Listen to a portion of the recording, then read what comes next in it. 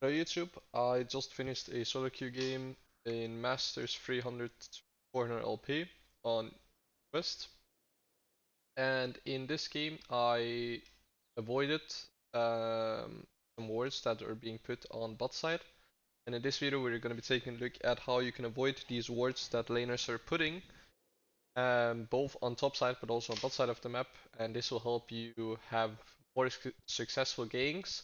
But this can also be used for mid lane who is trying to roam, a support who is trying to roam, and very rare cases, a top laner who will roam. So to give a little bit of context of what's going to happen, Kindred is going to go for a cheese gank onto my bot lane, because my bot lane hasn't warded, and I'm assuming that Kindred realizes that Karma and Ezreal has not stepped into this river area to put some vision down. Here we see the Kindred gank, then they end up trading 2 for 1. And of course that sucks for me, but now I am paying attention to two things. So I'm paying attention to the wave, and as we can see, there is going to be 1, 2, 3, 4, 5, 6, 7 minions here, and 1, 2, 3, 4, 5, 6 minions on our side, meaning that the wave is pushing towards us. This means that I'll be able to gank in the near future on the next wave, when my bot lane gets back into lane. Then the next thing I'm going to be taking a look at is, okay, so I can gank this lane very soon based off the wave. Now I need to figure out, well, how about vision? So I know that the enemy bot lane doesn't have any vision because the only area that they were fighting in was around the tri-bush, and I realized that they didn't put any wards, meaning that they don't have any vision. So this means I can both gank from this bush but also this bush, which is what you'll see here. I skip my grump and then I wait. Even though this is a 2v2, I would rather play it safe and wait for my Karma also to get here. The Karma gets here into lane and then we go. Kill the Swain, get his flash, and we also kill the Caitlyn. And then we get 2 kills. Then here, depending on how my bot lane wants to play it, I can either help my bot lane shove so they can reset faster, or we can just leave the wave so it's still pushing into us, or I can simply let my bot lane push it on their own.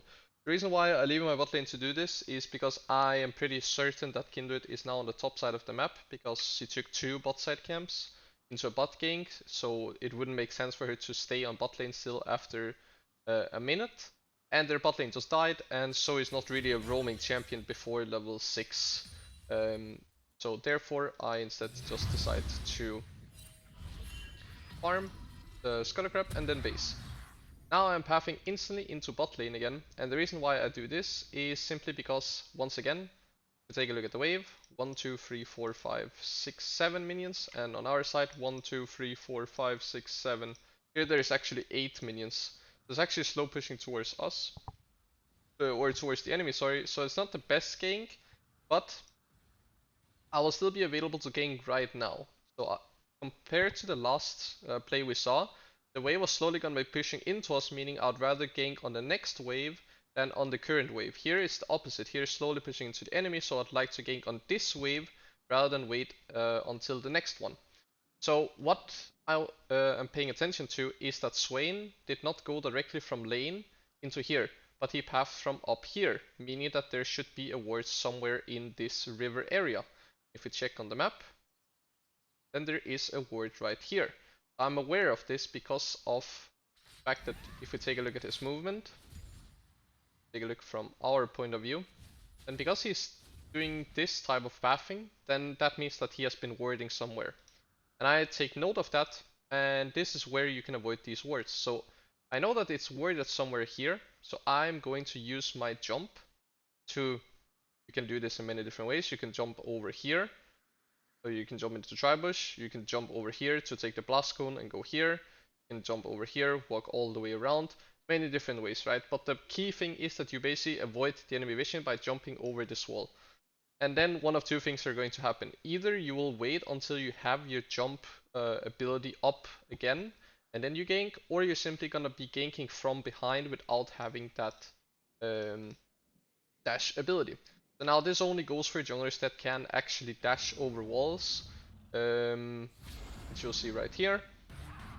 So I'll walk behind and then we simply just go all in because we know that they don't have any summoners.